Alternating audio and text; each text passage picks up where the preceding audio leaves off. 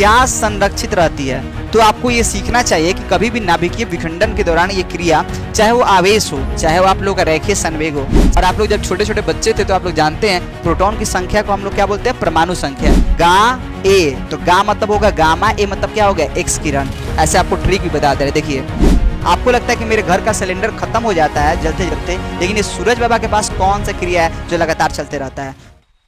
तो आप सभी का दिल से स्वागत है आशीष पब्लिकेशन के इस क्वेश्चन बैंक के सीरीज में। आज हम लोग फिजिक्स का चैप्टर नंबर 13 करेंगे और इसका नाम है नाभिक, जो आप लोगों के लिए बहुत ज्यादा इंपॉर्टेंट है। पीछे के हम लोग अध्ययन में हम लोग 11 नंबर विकिरण की द्वैत प्रकृति और हम लोग 12 नंबर परमाणु सीख चुके हैं। तो आज का भी दोस्त कंसेप्ट उतना ही मजेदार और उतना ज्यादा ही एक्साइटमेंट होगा, लेकिन आप लोग अपने साथ कॉपी पेन नोट्स निकाल के और सुंदर सुंदर आप लोग कंसेप्ट तैयार करेंगे न्यूमेरिकल के लिए, तो बहुत ज्यादा आप लोग एग्जाम में हेल्पफुल करेगा। तो आप लोग लगे रहिए और खूब मन लगा के पढ़ते रहिए। आइए हम लोग पहला प्रश्न करते हैं। इसमें पहला प्रश्न बोल रहा है कि इसमें आप लोगों को न्यूट्रॉन की संख्या बताना है। आपको एक बात बताए जानकारी के लिए, कभी भी न्यूट्रॉन की संख्या निकालना होगा तो उसके द्रव्यमान संख्या में से परमाणु संख्या घटा दीजिएगा। न्यूट्रॉन संख्या कौन होता है, ये आप लोग का द्रव्यमान संख्या कौन होता है, ऊपर वाला, और परमाणु संख्या कौन होता है, नीचे वाला। तो जैसे ही 230 में से घटा देंगे कितना, 90, तो हम लोग का आंसर कितना आ जाएगा मेरे भाई, बताइए तो हो जाएगा 140। ओके, तो हम लोग का इसका आंसर क्या हो जाएगा, बी नंबर। ये इस टाइप का सवाल आएगा कभी तो हमेशा ऊपर वाला में से नीचे वाला घटाएगा, क्योंकि ऊपर वाला द्रव्यमान संख्या बताता है और नीचे वाला परमाणु संख्या बताता है। निम्नलिखित में से किसका वेधन क्षमता अधिक होता है। आपको बताएं कि सबसे ज्यादा किसी की आवृत्ति होती है तो गामा किरण की, और आवृत्ति अधिक होने के कारण ये बहुत तेजी से गति करता है, और बहुत तेजी से गति करने के कारण इसका वेधन क्षमता बहुत ज्यादा होता है, बहुत वेधन क्षमता होता है। ठीक है ना, यानी सबसे ज्यादा वेधन क्षमता किसका होगा, गामा किरण का। ओके, तो इसका महत्तम वेधन क्षमता किसका होगा, गामा किरण का। एक और खास करके ऑब्जेक्टिव ये पूछ दे किसका आवृत्ति अधिक होता है, तो गामा किरण का ही आवृत्ति अधिक होता है। फिर बोल रहा है कि बीटा किरणें विक्षेपित होती है। तो चूंकि बीटा किरणें जो होता है ना, इलेक्ट्रॉन के जैसा होता है, और आप जानते हैं इलेक्ट्रॉन पर आवेश होता है, तो आवेश होने के कारण यह चुंबकीय क्षेत्र में भी आप प्रभावित होता है और विद्युत क्षेत्र में भी प्रभावित होता है। बोले कि सर इसका क्या लोचा है, चुंबकीय क्षेत्र से कैसे प्रभावित होगा। तो आप जानते हैं इलेक्ट्रॉन जब गति करेगा तो धारा बहेगा, धारा बहेगा तो चुंबकीय क्षेत्र, और चुंबकीय क्षेत्र में खुद रखे हैं तो एक चुंबकीय क्षेत्र दूसर का चुंबकीय क्षेत्र पर बल लगाएगा। तो इससे आप लोग बेहतर कंसेप्ट आप लोग पीछे सीखे हैं, लॉरेंज बल के बारे में आप लोग पीछे अवगत हो चुके हैं। चलिए आइए हम लोग आगे का प्रश्न करते हैं। बोल रहा है कि जितने समय में कोई रेडियोएक्टिव पदार्थ अपने प्रारंभिक राशि के आधी हो जाती है, प्रारंभिक परिमाण के आधा हो जाता है। बोले कि पहले 20 केजी का चीज था, तो समय धीरे धीरे बढ़ रहा है ना, तो अभिकारक धीरे धीरे घट रहा है और उत्पाद धीरे धीरे बढ़ रहा है। तो समय के अनुसार अभिकारक घटता जाता है और उत्पाद क्या हो जाता है, बढ़ता जाता है। और जिस समय अंतराल पर वो अभिकारक प्रारंभ की तुलना में घटकर आधा हो जाता है, उस मान को हम लोग क्या बोलते हैं, अर्ध आयु बोलते हैं। क्या बोलते हैं, अर्ध आयु। नेक्स्ट बोल रहा है कि इनमें से कौन सा आवेश रहित होता है, यानी कौन ऐसा कण है जिस पर कोई आवेश नहीं होता है। तो आपसे बोलेंगे क्या प्रोटॉन पर आवेश होता है, नहीं, प्रोटॉन पर तो प्लस होता है। इसमें पूछा कि बीटा कण पर होता है, बोले कि नहीं, इस पर तो माइनस होता है। बोले क्या अल्फा कण होता है, ये हीलियम का नाभिक होता है जो कि कैसा होता है, धनावेशित होता है। लेकिन फोटोन एक ऐसा कण है जिसका विराम में द्रव्यमान तो शून्य होता ही है, साथ साथ में इस पर कोई आवेश नहीं होता है, इसलिए इसका आंसर क्या हो जाएगा, सी, फोटोन। फोटोन के बारे में एक जानकारी और आपको मिला कि भैया फोटोन का विराम द्रव्यमान शून्य होता है। नेक्स्ट प्रश्न पर आते हैं। बोल रहा है 6 गुणांक का ऐसा ही मात्रा क्या होता है। अब सवाल उठाइए 6 गुणांक क्या है, तो आप लोग जो ऐसा फॉर्मूला लिखते हैं T1/2 बराबर 0.693 बटा में लैम्डा, इसी को हम लोग क्या बोलते हैं, 6 गुणांक बोलते हैं। क्या बोलते हैं, 6 गुणांक। तो ये 6 गुणांक का निकालना है तो भागे में लैम्डा इधर आएगा और 0.693 बटा में क्या हो जाएगा, T1/2। तो मेरे भाई ये जो आया ना लैम्डा, ये वाला जो लैम्डा आया, ये कंसेप्ट, तो यही आप लोगों का समय का उल्टा है। तो यदि समय नीचे सेकंड है तो सेकंड ऊपर जाएगा तो क्या हो जाएगा, सेकंड इनवर्स, और इसको हम लोग क्या बोलते हैं, हर्ट्ज बोलते हैं। तो इसका आंसर क्या हो जाएगा, हर्ट्ज। आंसर नंबर क्या हो जाएगा, ए। फिर अगला बोल रहा है कि नाभिकीय अभिक्रिया के दौरान क्या संरक्षित रहती है। तो आपको यह सीखना चाहिए कि कभी भी नाभिकीय विखंडन के दौरान ये क्रिया, चाहे वो आवेश हो, चाहे वो आप लोग का रेखीय संवेग हो, चाहे कोणीय संवेग हो, सब संरक्षित रहता है नाभिकीय विखंडन के दौरान, नाभिकीय अभिक्रिया के दौरान। फिर बोल रहा है कि परमाणु संख्या Z है और द्रव्यमान संख्या A है, न्यूट्रॉन की संख्या कैसे निकलता है। तो आपको जानकारी के लिए बताएं दोस्त कि परमाणु का नाभिक 2 चीज से बना होता है, प्रोटॉन और न्यूट्रॉन से। तो ये प्रोटॉन न्यूट्रॉन मिलकर नाभिक बनता है और नाभिक के द्रव्यमान को ही हम लोग द्रव्यमान संख्या बोलते हैं। और आप लोग जब छोटे छोटे बच्चे थे तो आप लोग जानते हैं प्रोटॉन की संख्या को हम लोग क्या बोलते हैं, परमाणु संख्या। इसके जगह पर हम लोग जेड इंडिकेट कर सकते हैं, जेड इंडिकेट कर दिए। अब प्लस में क्या हो गया, एन बराबर ए। अब आप लोग बताइए यदि आपको एन का मान निकालना है तो प्लस जेड इधर जाएगा तो क्या हो जाएगा, माइनस। ये पहला सवाल से स्टार्टिंग हुआ था कि द्रव्यमान संख्या में यदि परमाणु संख्या घटा देते हैं तो न्यूट्रॉन संख्या निकलता है। इसका आंसर क्या हो जाएगा, डी। ओके, फिर अगला सवाल बोल रहा है कि आर त्रिज्या की किसी नाभिक की त्रिज्या है और इसकी ए द्रव्यमान संख्या है, ठीक है, और लॉग आर के साथ लॉग ए के बीच ग्राफ कैसा होता है, तो सरल रेखा। क्योंकि जैसे जैसे हम लोगों का उसका अभिकारक की मात्रा सॉरी जैसे जैसे उसका त्रिज्या बढ़ता है वैसे उसका द्रव्यमान क्या होता है, बढ़ता है। बोले कि सर समझाएंगे नहीं, रटवा क्यों रहे, ये बताइए। जैसे हम बोले कि इतना छोटा है तो इसका द्रव्यमान ज्यादा होगा कि इतना बड़ा है उसका द्रव्यमान ज्यादा होगा। आप लोग बोलेंगे सर इसका त्रिज्या छोटा तो इसका द्रव्यमान कम होगा, इसका त्रिज्या बड़ा इसका द्रव्यमान ज्यादा होगा। यही तो बात बताएं कि जैसे जैसे हम लोगों का क्या बढ़ता है, तो जैसे जैसे हम लोगों का आर बढ़ेगा यानी त्रिज्या बढ़ेगा वैसे वैसे हम लोग क्या होता है, द्रव्यमान बढ़ता है। बस टर्म क्या लगा दिया गया, लॉग लगा दिया गया है। तो कोई लॉग बड़ा सा चीज नहीं जिससे आप लोग डर जाए। ये हम लोग ग्राफ कैसा होगा, सरल रेखा होगा। यानी इसका आंसर क्या हो जाएगा, ए। इसका आंसर क्या हो जाएगा मेरे भाई, ए। आइए नेक्स्ट प्रश्न पर आते हैं। बोल रहा है कि एक नाभिक से अल्फा कण का क्षय होता है उसके बाद बीटा किरण का। याद रखिएगा कभी भी अल्फा कण बाहर निकला इसका मतलब हीलियम का नाभिक बाहर निकला। और नाभिक में तो प्रोटॉन होते हैं और प्रोटॉन हीलियम का 2 होता है, इसका मतलब 2 तो घट जाएगा और 2 तो घट जाएगा, इसका परमाणु संख्या 2 घट जाएगा।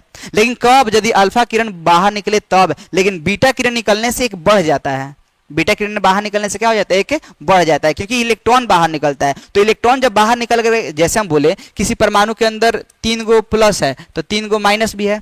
तो यदि मान लीजिए उसमें से एक इलेक्ट्रॉन हम लोग का बाहर निकल जाए तो जाहिर सी बात है कि उसमें प्लस एक्स्ट्रा हो गया एगो, क्योंकि 2 प्लस है तो 2 माइनस भी है, लेकिन इसमें प्लस एक्स्ट्रा हो गया।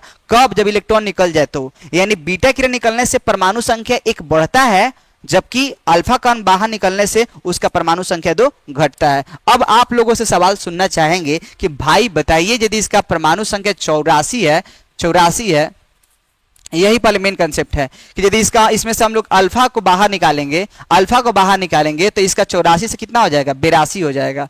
84 से कितना हो जाएगा, 82। लेकिन यदि हम लोग किसको निकालेंगे, बीटा को बाहर निकालेंगे तो एक बढ़ जाएगा और कितना हो जाएगा, 82 से एक जोड़ देंगे तो कितना हो जाएगा, 83। तो इसका आंसर क्या हो जाएगा, इसका आंसर नंबर क्या हो गया, बी। फिर बोल रहे हैं गामा किरणों की तरह क्या होता है। तो गामा किरण एक उदासीन किरण होता है जिस पर कोई हम लोग का आवेश नहीं होता है और इसका जो आवृत्ति होता है सबसे ज्यादा होता है। और आवृत्ति अधिक होने के कारण आप लोग पीछे ऑब्जेक्टिव किए हैं कि इसका वेधन क्षमता अधिक होता है। तो आप लोगों से सवाल का जवाब जानना चाहेंगे कि भैया गामा किरण जो है वो किसके जैसा होगा।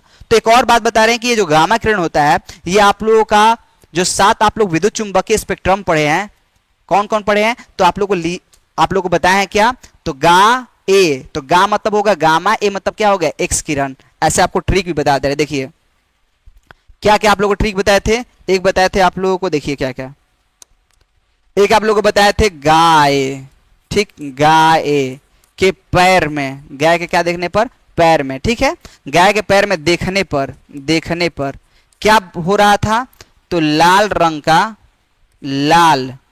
का रक्त, यहां पर लिख दे रहे हैं रक्त, गाय के पैर में देखने पर रक्त सूक्ष्म मात्रा में रेड रंग का क्या हो रहा था, बह रहा था। रेड मतलब कैसा, लाल। तो गा मतलब क्या हो गया, गामा किरण। ए मतलब क्या हो गया, एक्स। उसके बाद पर मतलब क्या हो गया, पराबैंगनी।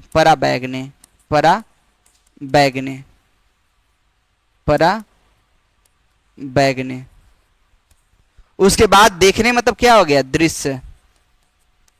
उसके बाद रक्त मतलब क्या हो गया, अवरक्त। उसके बाद सूक्ष्म मतलब क्या हो गया, सूक्ष्म मतलब होता है सूक्ष्म तरंगे, या हम लोगों का होता है माइक्रो, या इसको हम लोग सूक्ष्म बोलते हैं, माइक्रो या सूक्ष्म तरंग। और रेड मतलब क्या हो गया, रेडियो। सबसे ज्यादा किसी का तरंग दैर्घ्य अधिक होता है तो रेडियो का, सबसे कम आवृत्ति रेडियो का, ठीक है। तो यही कुछ ट्रिक था जिसको आप लोग याद रखेंगे। तो बताइए इसमें कौन ऐसा जो झुंड है जो गामा के साथ मैच करता है, तो उसके नीचे ही है क्या, एक्स। तो इसका आंसर क्या हो जाएगा, कौन मैच करेगा? तो गामा के साथ हम लोगों का एक्स किरण मैच करेगा। बोल रहा है एक एएमयू किसके बराबर होता है? एक एएमयू किसके बराबर होता है?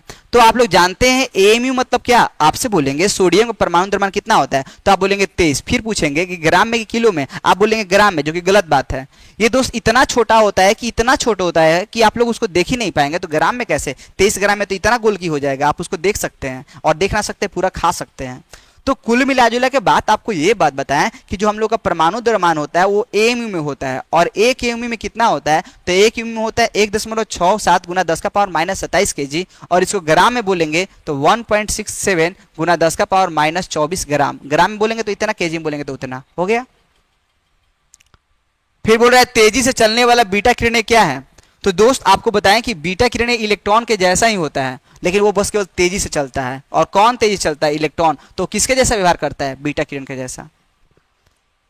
फिर बोल रहा है कि रेडियो एक्टिव परमाणु के लिए कौन सा संबंध सही है? आइए हम आपको बताते हैं कि ये क्या कहानी है।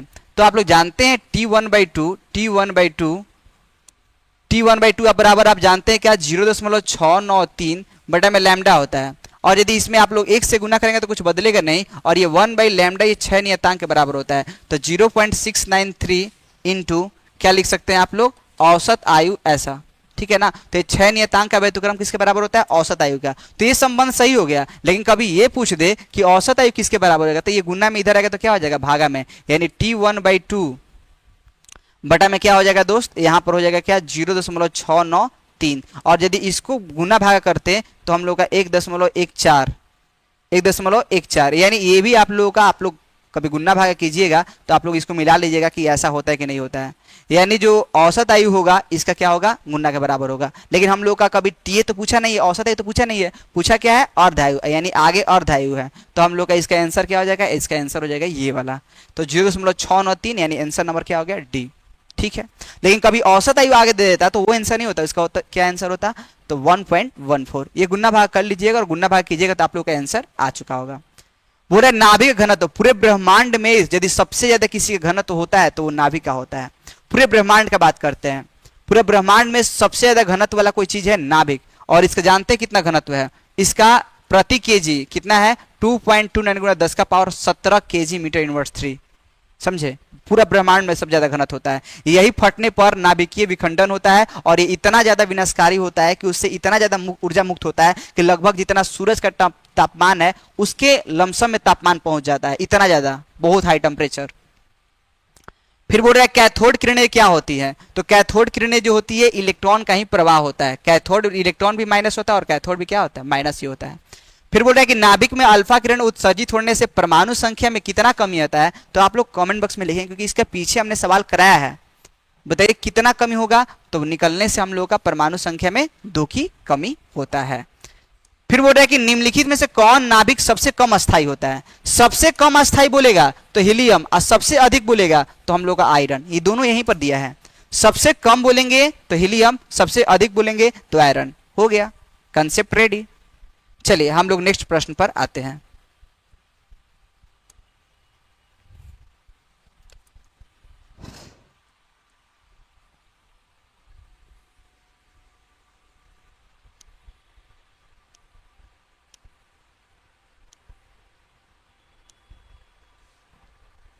बोल रहे हैं सौर ऊर्जा का स्रोत क्या है?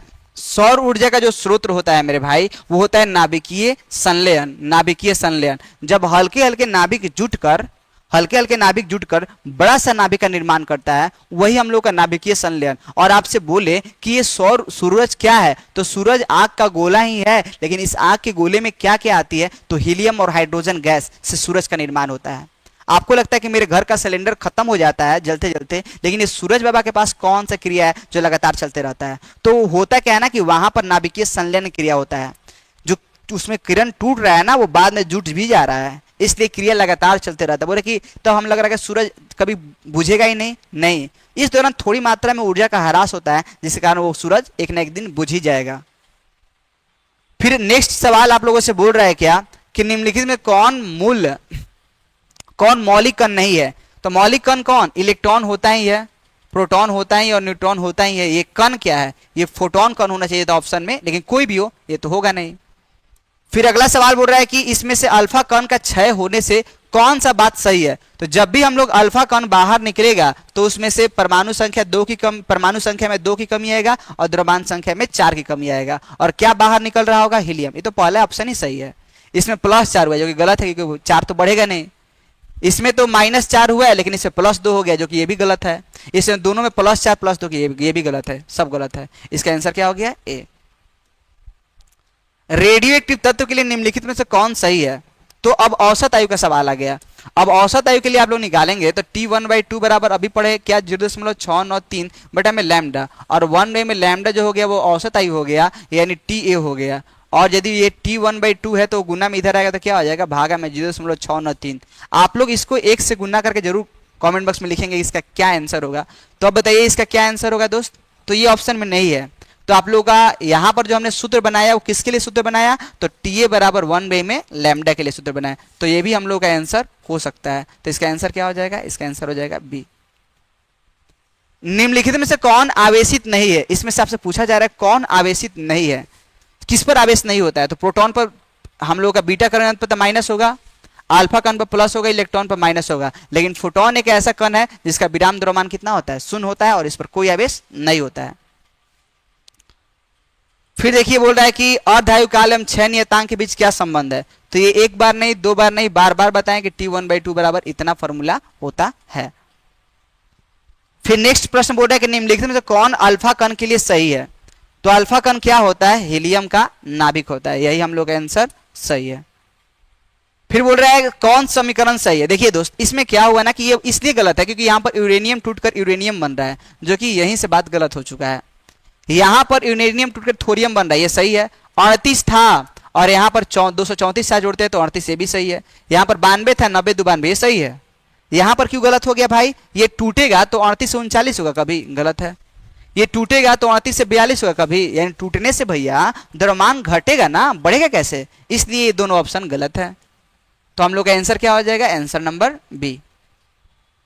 निम्नलिखित में से कौन सा संबंध द्रव्यमान और ऊर्जा के लिए सही है? तो जो हम लोग का आइंस्टीन सर थे उनका समीकरण क्या था? E बराबर क्या? mc² था। तो इसका आंसर क्या हो जाएगा? E बराबर mc²।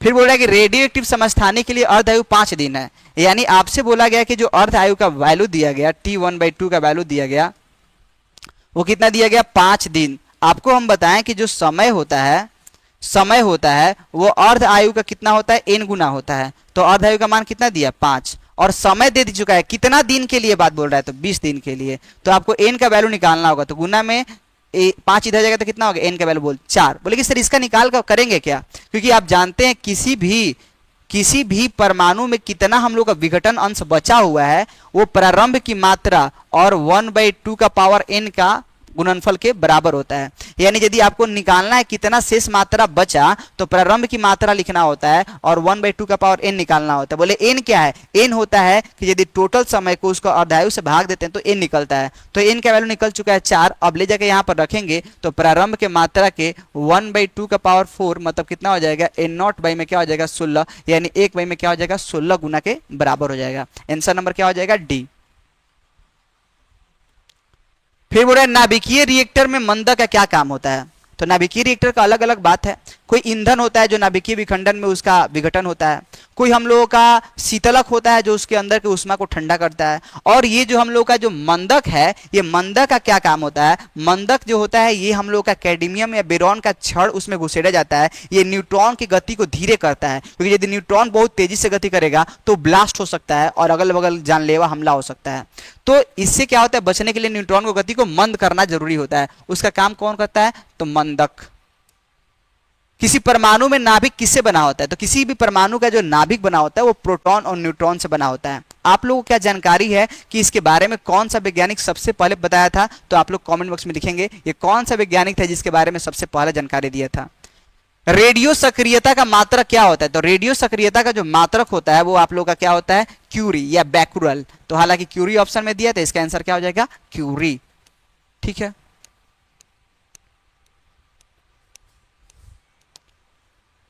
बोल रहा है कि इसमें अगला सवाल बोल रहा है कि रेडियो सक्रिय पदार्थ की अर्धायु क्या फॉर्मूला होगा? तो अर्धायु का फॉर्मूला एक बार नहीं यार बहुत बार पूछा है, यानी इंपॉर्टेंट सवाल है। 0.693 में क्या हो जाएगा? लैम्डा, यानी इसका आंसर क्या हो जाएगा? सी। फिर बोल रहा है 6 गुणांक का एसआई मात्रक, आप लोग पीछे बढ़ चुके हैं, इसका आंसर क्या हो जाएगा हर्ट्ज। फिर बोल रहा है कि एक ही तत्व के समस्थानिक के बीच मुख्य अंतर क्या होता है, क्योंकि समस्थानिक उसको बोलते हैं जिसमें परमाणु संख्या समान होता है, तो परमाणु संख्या तो सेम है अलग अलग तत्व के लिए, तो क्या उसमें अलग होगा, तो भैया परमाणु संख्या सेम होता है लेकिन उसका द्रव्यमान संख्या अलग होता है। अब भैया द्रव्यमान संख्या तो होता है प्रोटॉन और न्यूट्रॉन से, तो यहां पर प्रोटॉन तो समान ही है। बोले कैसे सर, क्योंकि परमाणु संख्या बराबर है। परमाणु संख्या किसको बोलते हैं, तो उसके प्रोटॉनों की संख्या को। तो हम लोग का यदि द्रव्यमान संख्या के लिए अलग अलग मान आ रहे हैं, इसका मतलब है प्रोटॉन तो बराबर है, इसका मतलब न्यूट्रॉन ही अलग अलग है, इसीलिए हम लोग का मान, इसका मान असमान आया। तो इसका आंसर क्या हो जाएगा, न्यूट्रॉनों की संख्या अंतर होता है। फिर बोल रहा है किसी निम्नलिखित में कौन रेडियो सक्रिय क्षय का प्रकार नहीं है, यानी जब भी रेडियो सक्रिय पदार्थ का क्षय होता है तो कौन सा बाहर नहीं निकलता है, तो अल्फा बाहर निकलता है, बीटा बाहर निकलता है और गामा भी क्षय होता है, लेकिन ये हम लोग का म्यूऑन क्षय ये होता ही नहीं है। फिर नेक्स्ट सवाल और अंतिम सवाल की ओर हम लोग समाप्ति की ओर चलते हैं। 1 एमयू की तुल्य ऊर्जा किसके बराबर होगा। देखिए इसमें कुछ बात है कि आप लोग ये द्रव्यमान का जो बोला जा रहा है ना, ऊर्जा के टर्म में लिखने के लिए बोला गया, जिसके लिए आइंस्टीन ने समीकरण दिया था। वो आइंस्टीन का समीकरण था ई बराबर क्या, आइंस्टीन का समीकरण क्या था, ई बराबर एम सी स्क्वायर समीकरण था। द्रव्यमान कितना दिया है, 1 एम 1.67 गुना 10 का पावर माइनस 27 केजी होता है, 10 का पावर माइनस 27 केजी होता है, ठीक है। और जो सी मतलब क्या हो गया, 3 गुना 10 का पावर 8, और ये क्या हो जाएगा, इसका स्क्वायर करेंगे तो हम लोग का आंसर किस में आ जाएगा, जूल में। लेकिन जूल में ऑप्शन नहीं दे रहा है, तो आपको सबसे पहले क्या करना होगा, तो देखिए इसको बता रहे हैं।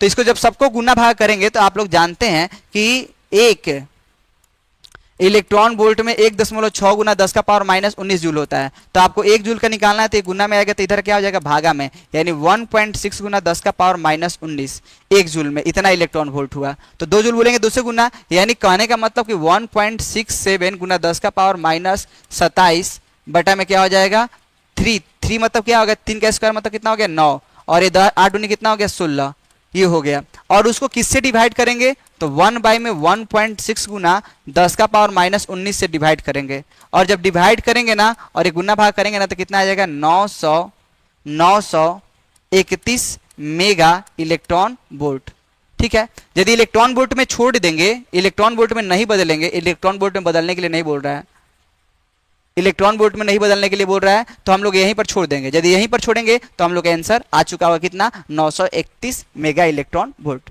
तब तक के लिए इतना ही रहने देते हैं। Thank you so much for watching this video. So that's all, this class is over.